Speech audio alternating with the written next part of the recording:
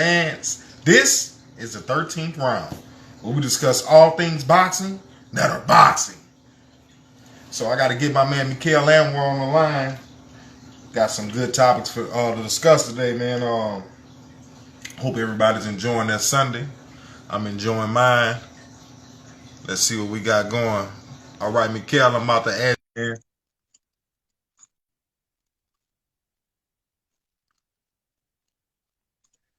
What's up? What's happening, baby? How you feeling? I'm good, man. How about you? Oh man, everything's everything, man. Wonderful, beautiful day out here in Louisiana, man. How's the weather out there in Canada? Man, I think it's like 55, 58. It's getting better. What about you? Uh, I don't know, man. I ain't watching the news. It's probably about 65 or something. It's wonderful weather though. Yeah, that's Wonderful perfect. weather. That's Y'all perfect. still quarantined up there? Yeah, man, we're still quarantined up here. Oh man. Well, Naturally. I'm yeah. I know they opened a couple places back up, so I didn't know if y'all open back up, man. I'm looking forward to it, but yeah, man, we got some wonderful topics on slate for everybody, man. Welcome to the 13th round.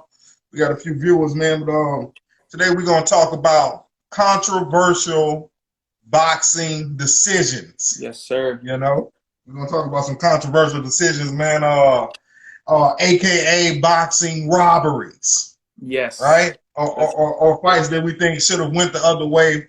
The other fighter should have got the nod, man. You know, in boxing, a lot of times, in boxing, a lot of politics involved. So, unfortunately, yeah. sometimes they say don't leave it in the judge's hands. And some of these fights that we have, so we got 8 fights on the slate. We got a bonus fight if we have time. Uh, so how we gonna do it, man? You got 4 fights, I got 4 fights. Yes, sir.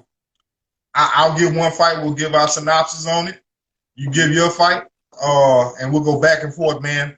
We got an hour to get this done. Yes, sir.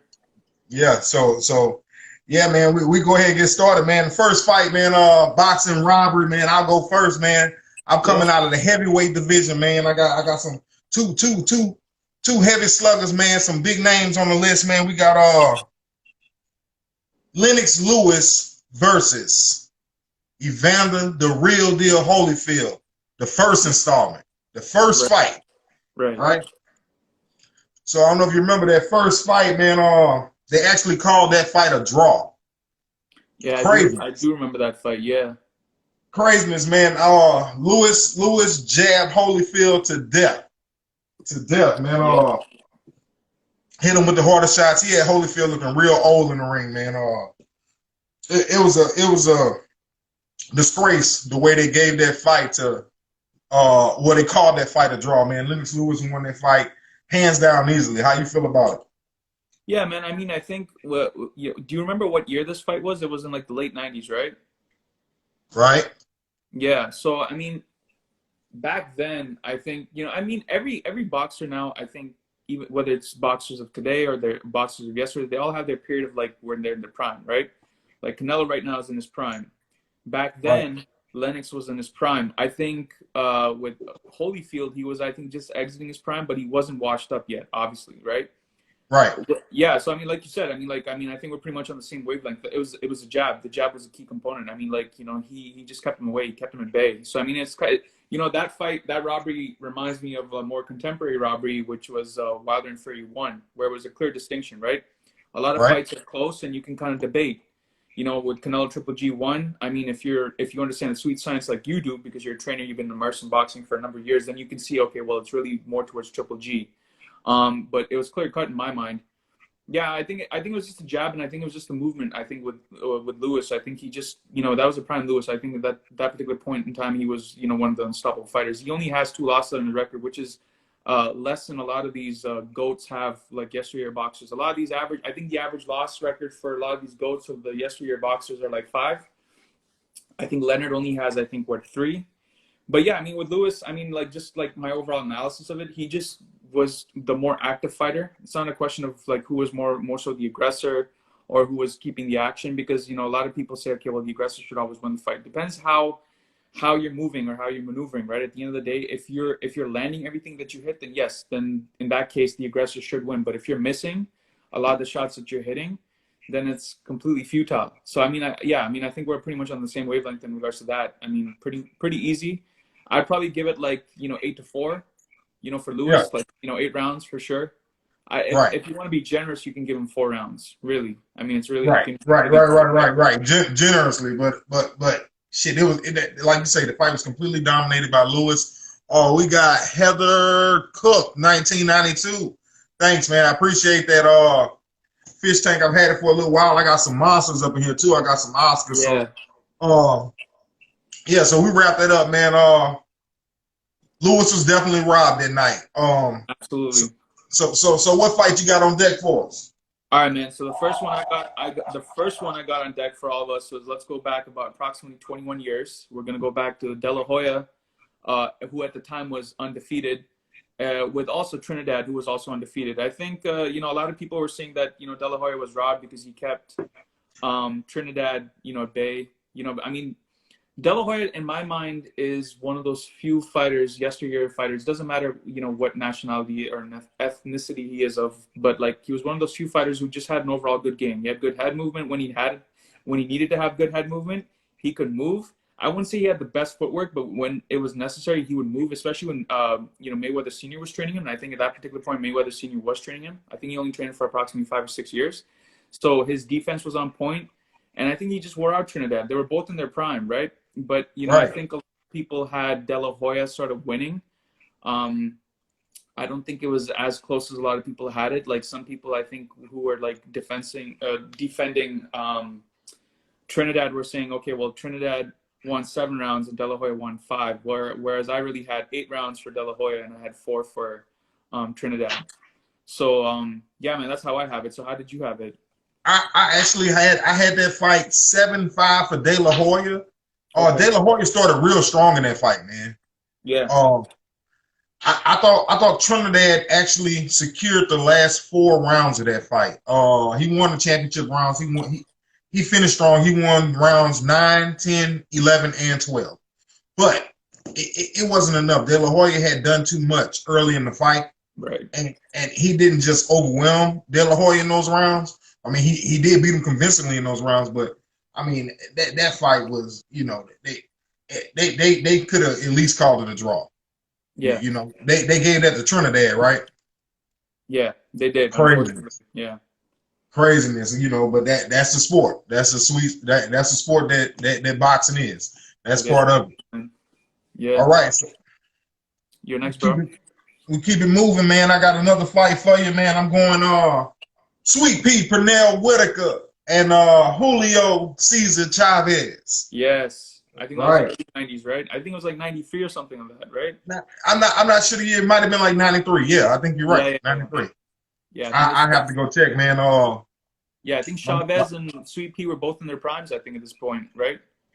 Both in their primes, yes. And it was a highly promoted event. The fight was highly promoted, man. I think Pernell Whitaker put on a master class in boxing. I mean, the speed was the big difference. He was very elusive. Chavez had a few good moments, good rounds, but on a consistency, ring generalship, it's not. I'll say, well, Whitaker landed some nice shots, but he wasn't like the biggest power puncher, right? Yeah, yeah. But he definitely outpointed Chavez, man. And I think one of the judges had it 117, 111. I have to go back and see the card.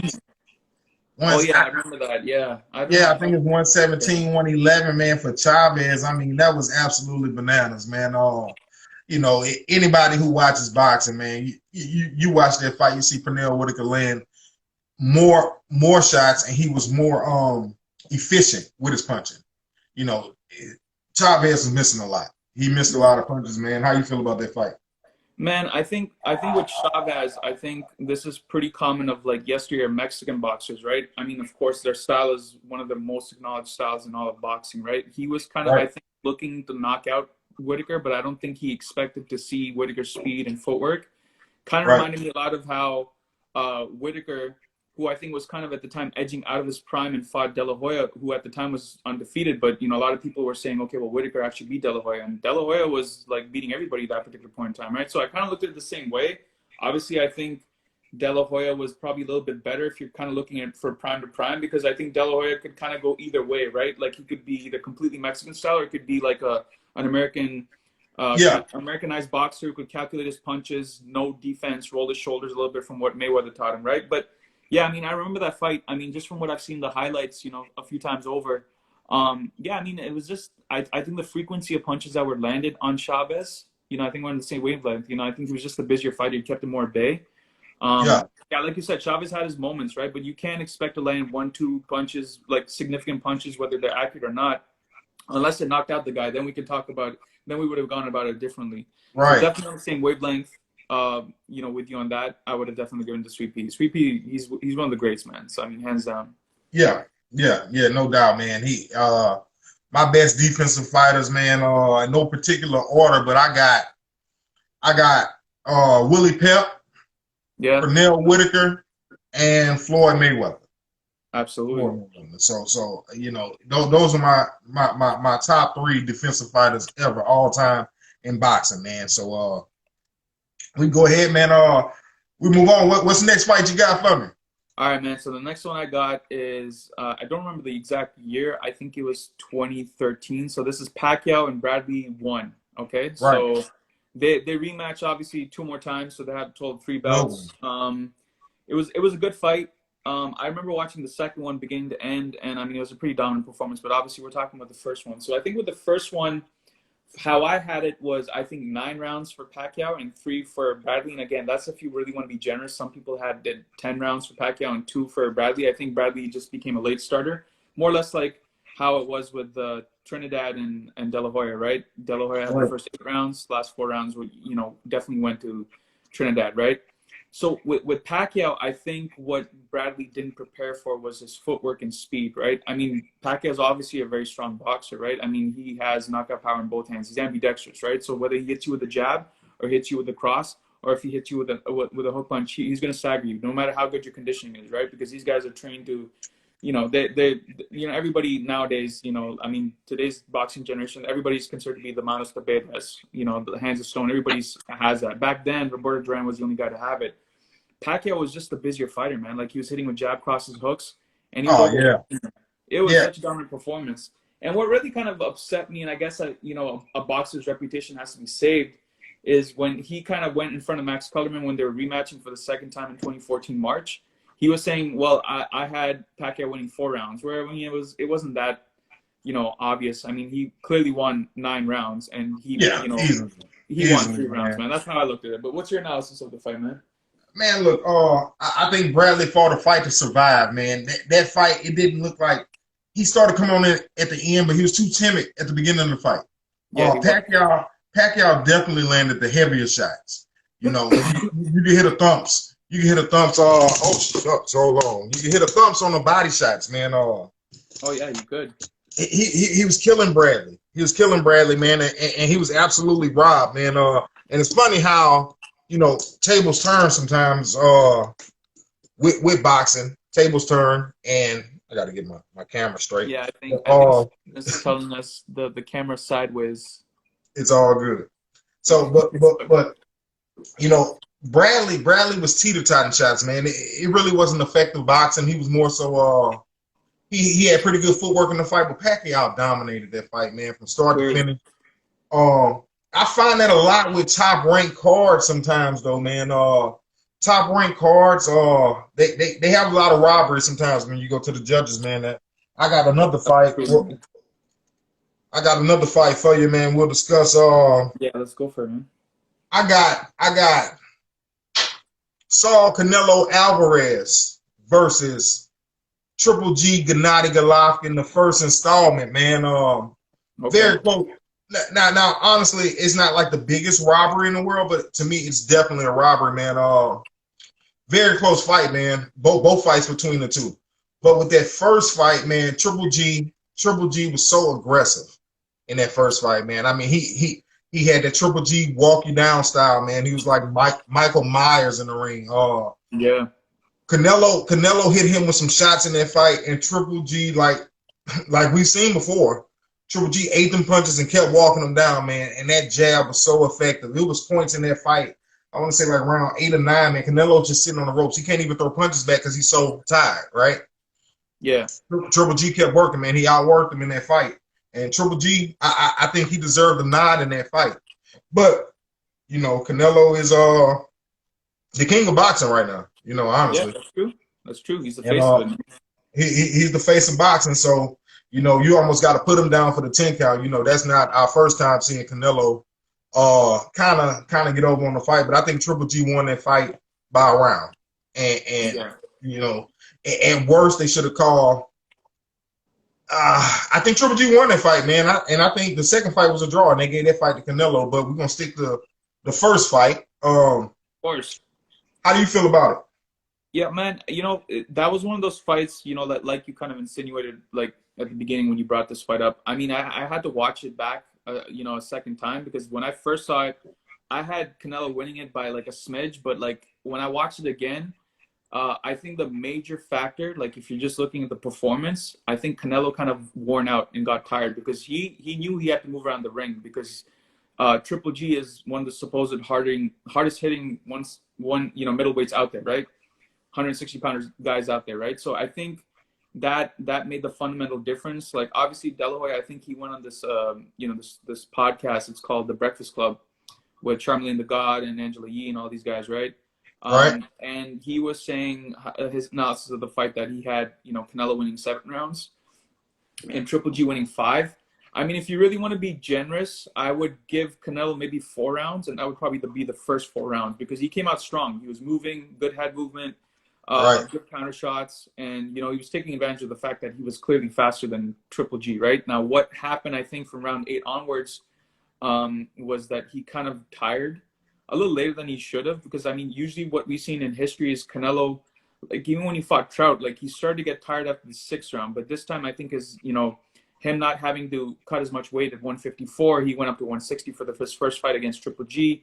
He slowed down after the 8th round and he was just getting hit. I think with, you know, I mean, if he kind of just kept his defense up and maybe closer to round or 2, he would have won the fight. Right. But yeah, I mean, I think he just got the frequency of punches was landed. But I think Adelaide Bird had a ridiculous scorecard. She had a 118 for Canelo and 110 ranked under 11.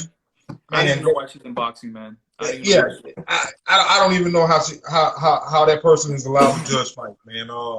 Look, we got Simply Intricate, man. Actually, that's a flooring company in Baton Rouge, man. That's the #1 flooring company contractors in Baton Rouge. Simply Intricate says the video is sideways. Well, look, we do have the camera. Yeah, I mean, we could put it straight, but I don't know how that happened. I mean, it would look more like this, but I don't know. We could do that. I mean, it doesn't make a difference to me.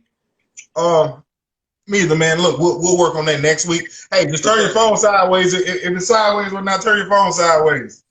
But we'll work on it next week. Appreciate the love, man. Shout out to Simply Intricate, man. If you in the Baton Rouge surrounding areas, man, and you need the floors done, give my people at Simply Intricate, man. They'll take care of you.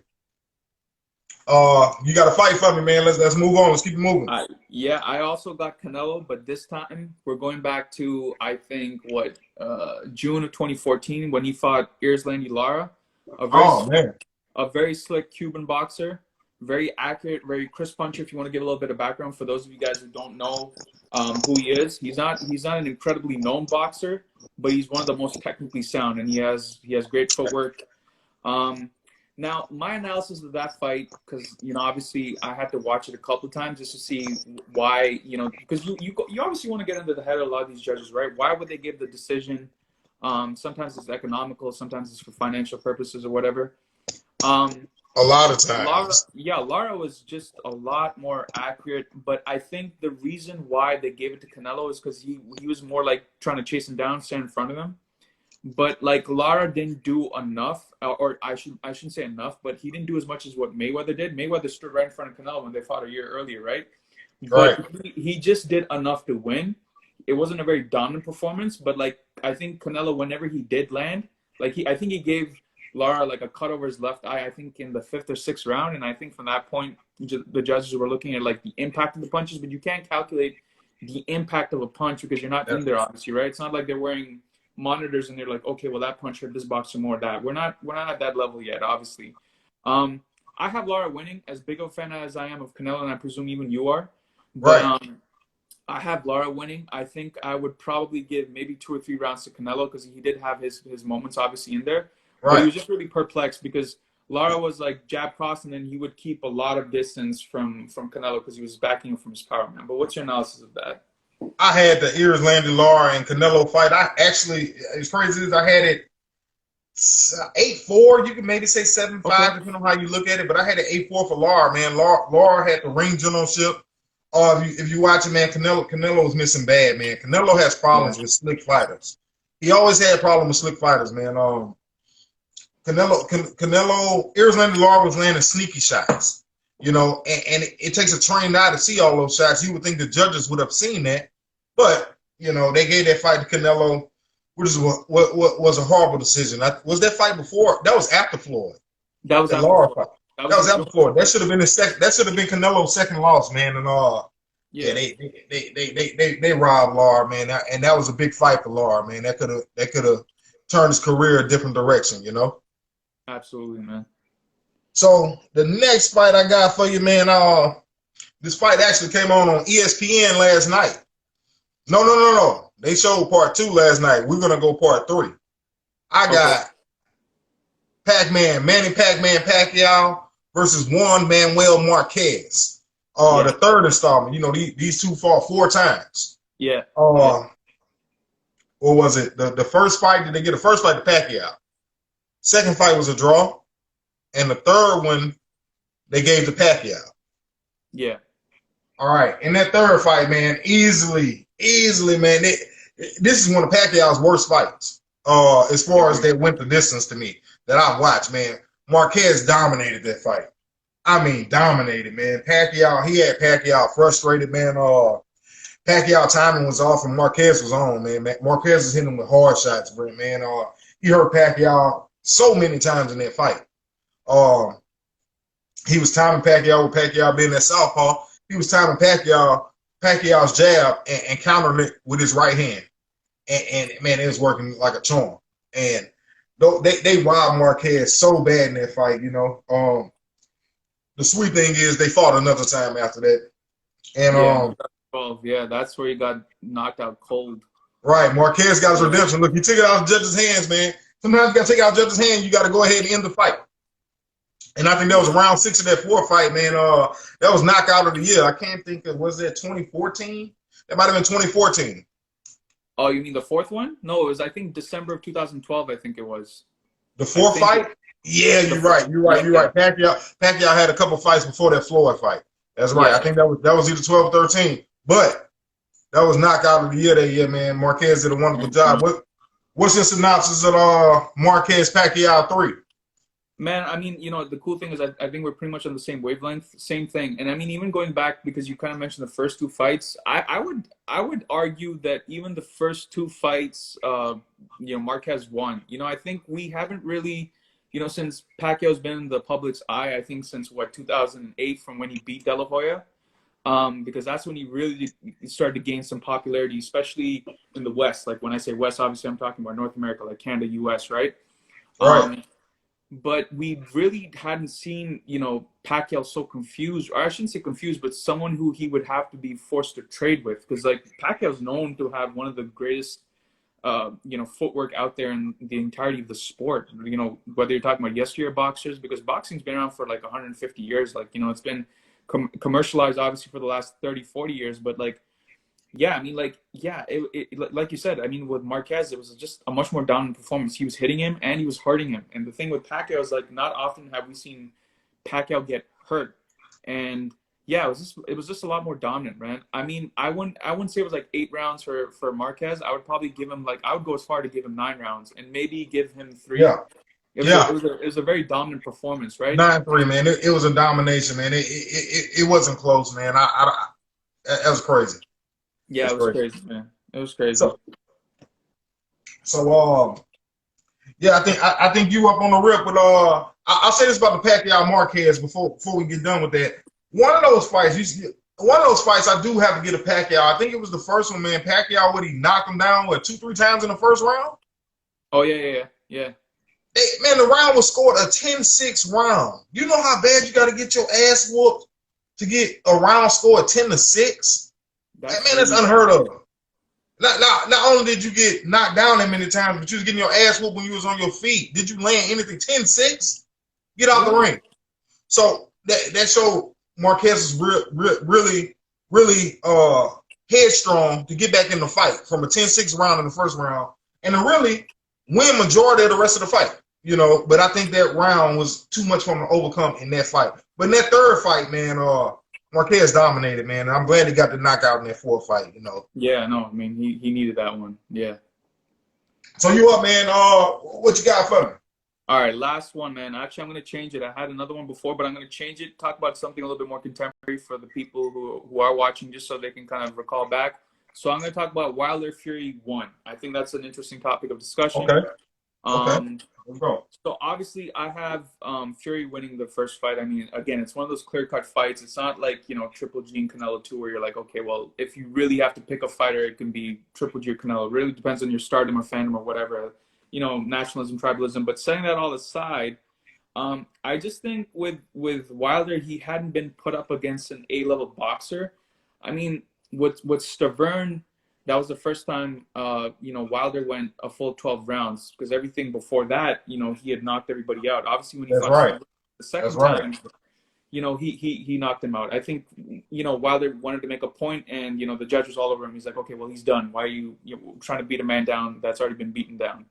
And I think, you know, what probably would have perplexed a lot of these judges was that, you know, Fury had been knocked down twice, and I don't even know how he got up the second time. I was really impressed. It was like The Undertaker, man. I was like, yo, how is this guy getting up? Because he got hit twice on the way down, okay? Man. He got hit with a hook and then 2 hooks, I think it was. No.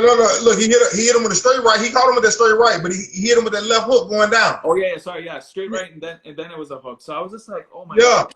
Yeah, and he was I think on the ground for I think 7 or 8 seconds, and he just got up like, okay, well, I just need to take the full count. I think someone in his corner told him to take the full count. But yeah, man, I think he got up and whooped his ass. Yeah, he got up and whooped Wilder's ass after that. You watch the rest of that 12th round, you know, he still had to shake the cobwebs off, and Wilder was coming with wild punches after that. He didn't set up the knockout, man. He already had Fury hurt. You know, that's part of what I say about Deontay Wilder just lacking certain boxing skills. I mean, and sometimes it's good to go in for the kill like that, but Fury is a masterclass boxer, right? He watch when Fury gets up. Deontay Wilder comes in. I'm talking about he's throwing windmills, and you know Fury's rolling with the punches, rolling with the punches. He holds them. He regains himself, regains his composure, and that's where he got his game plan for the second fight, because at that point he was fighting for survival. So now he's fighting fire with fire, and he realized if you put Deontay Wilder on that back foot, you watch that 12th round. He turned that fight around. Deontay Wilder on his back foot. Fury hit him with a left hook, buckled him. And Deontay Wilder started hugging. Man, yeah, Fury won. Man, look, I had Deontay Wilder winning 2 rounds in that fight. And those 2 rounds were round 9, round 12 when he put Fury down. Yeah. Other than that, Fury jabbed him to death, made him miss, made him look silly. I think Fury got a little complacent. You know, he's in that fight. He got his hands behind his back. He's sticking his tongue out. You know, Fury has a little showmanship in him. So, you know, Deontay Wilder's not the fighter to do that with. And he found that out. Of course, he found it out. So, of course, man. Yeah, I mean, like, you know what's kind of upsetting is that, you know, I like to see boxers who man up and own their mistakes. Kind of just touching base a little bit with the second fight. I mean, how is Wilder going to blame a 40-pound suit, you know, that he wore into the ring walk, which is what, like how many yards? Like maybe like 30, 40 yards of a walk to the ring? And you're going to blame that to be the reason for your loss? I'll say this. Now, what we don't see, it's probably a little longer than 30, 40 yards, probably about 50 yards, but what we don't see, you never know how that arena is and where their locker rooms are set up. He might have had to walk up a few stairs. He might have had to catch an elevator or two. Right. To actually get to the arena part, because you know they're pretty much down below the fight. That part we don't see. Who knows? You know, they cut the cameras and everything.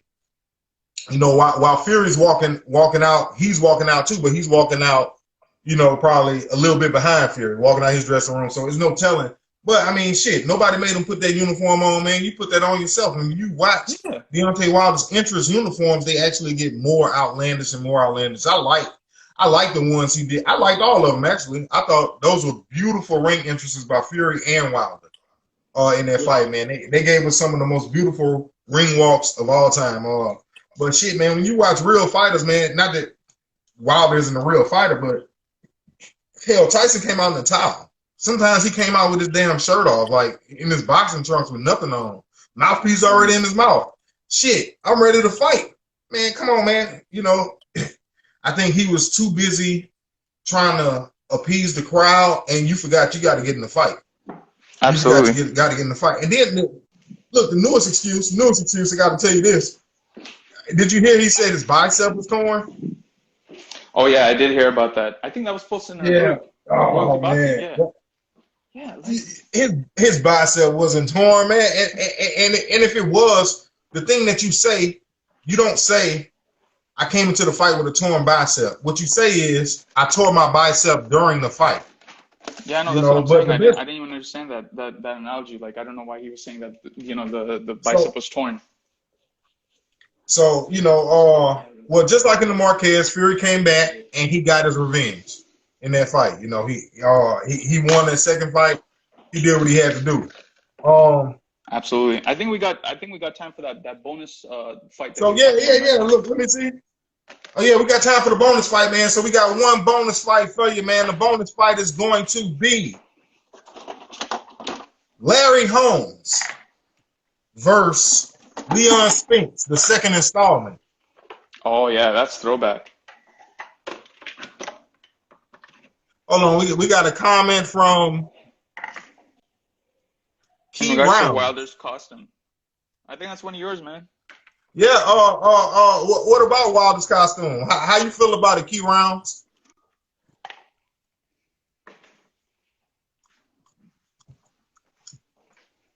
Well, we'll wait for the response, man. What you got going on, man? Look like you're trying to Yeah, man. Yo, everybody's about to break their fast. I gotta make this drink for my dad, but I can still stay on the call. No, we're good. No, it's all good. It's all good. What kind of drink you making? Gin and tonic? What you making? Gin and tonic. No, I don't even drink, man. No, this is for my dad. It's a weird drink. It's like a yogurt drink. Make it with yogurt. It's kind. You could say it's like a smoothie. It's like a yogurt smoothie. I got you. Stay healthy. Yeah, man. So look, man, that bonus fight we're gonna do. Can you hear me? Yeah, I can hear you good, man. I'm here. We're going Larry Holmes versus Leon Spinks. Okay. The second installment. All right. This fight, this is an older fight, man. That Larry Holmes, you know, this second installment. That first fight, they gave it to Spinks. That was a close fight. The first fight was close. They gave it to Spinks both times. That second fight, Larry Holmes had the more significant shots. He was the better boxer. I think Larry Holmes is probably the most underrated heavyweight of all time. You know, Larry Holmes fought in an era where heavyweight supremacy wasn't as high as, you know, it was when Ali was there, or in the 90s when you had Tyson, Holyfield, Bo, Lewis. You know, he fought in that era where it was like the in-between era, but Larry Holmes was in his prime, the closest thing to Ali that we've ever seen. Larry Holmes is really fast, had a very great jab. You watched that fight with him and Spinks, man. In that second fight, Larry Holmes dominated Spinks, in my opinion, man. Spinks, you know, he get his little shots here and there, little pop shots. So you there? And he kind of had Larry's lip toe up a little bit in the fight. But man, you watch that fight, man. Larry Holmes dominated that fight. His shots were more effective. Spinks looked like a beat fighter after the fight. I've never seen a fighter so elated to win a fight. You know, he just knew he had lost that title, man, and he kept it. How you feel about it? Man, okay. So the second one they gave to Spinks, right? Right. Okay. So I think, again, I think what we always have to sort of make mention of is, you know, where these fighters stand, right? I mean, I don't think it's fair competition if it's like we're looking at one fighter who's over the hill and one fighter who was in his prime. I think it's safe to say at this particular point in time, they were, it's prime for prime, right? It wasn't like, we have to worry about promoters preventing the fight right now, like Crawford is being prevented. Larry Holmes, yeah, I mean, I obviously I had it for Larry Holmes. It wasn't in my mind anything that was sort of like not clear cut. I think Larry, again, it's about the fighter doing more, right? The decisions are going to be made, but like, I think the issue that we have with a lot of these judges is that these guys are just people who watch fights and they haven't boxed themselves, right? I think Mayweather made a very good point like 8 years ago. He said a lot of these judges now should be people who are like retired ex-Hall of Famers, right? So sometimes you're looking at some of these decisions, and I think, again, it was one of those, I think one of the refs, if I recall correctly, had a wide margin. I think he had like another one of those like 109, 118 or something like that, right? For Spinks. And I'm just like, what fight did you see? Like, it's not as dominant of a performance as you think. Again, Larry was just doing more, right? Right. He was more active, man. It was times where Spinks was hurt, man. I can't remember what round, in between 10 and 12, man. Larry didn't go in for the kill. I will say this, man. One time he had Spinks ready to go. But even through that, man, Holmes was scoring shot after shot after shot. But, he was exhausted a little bit. He didn't go for the kill when he should have. Because if he would have went ahead and killed him, you wouldn't have left it up in the judge's hands. Because we know, like I say, we know how boxing can be, right? That's true. So, but man, all these fights are wonderful fights to go back and watch. That's the beauty when you're watching a live fight in boxing. You never know. You can see one thing and a judge will see something totally different. The suspense of boxing. That's the great thing. That's what we love, man. I got to give a quick shout out, man, to the most robbed boxer in history, man. Emmanuel Augustus. He's a fighter from out here in Baton Rouge. If you go back and you hear Floyd talk about his toughest fight, you hear Floyd Mayweather talk about his toughest fight. His toughest fight was Emmanuel Augustus. Emmanuel Augustus is a fighter from right out here in Baton Rouge, Louisiana. He's went by the name of Emmanuel Burton as well. But if you type in Emmanuel Augustus, the Drunken Master, you ever seen that fight when Teddy Atlas goes off on the judge? Like, what fight were you looking at, man? Oh yeah, Can we turn this around? All right, that was Emmanuel Augustus' fight. Yeah. No, I know. Yeah, I remember that. The judges hated Emmanuel Augustus. Hold on, what we got rolling, man? We got Rohan. Hope you've been good, bro. Yes, sir. I don't know if that's your people. I can't really see them coming. Man. All right, cool. I am Coach Stamp. I think that's one of yours, bro. Yeah, that's one of my partners, man. Coach Stamp, man. Shout out to Coach Stamp, man. He's doing beautiful things around our city with the youth and the kids, man. It's a wonderful thing.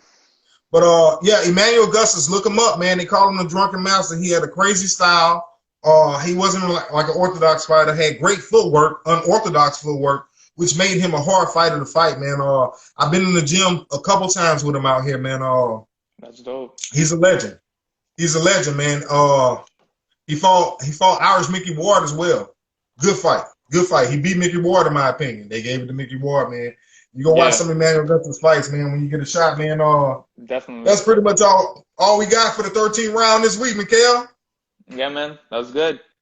That's it, man. So I'd like to thank you.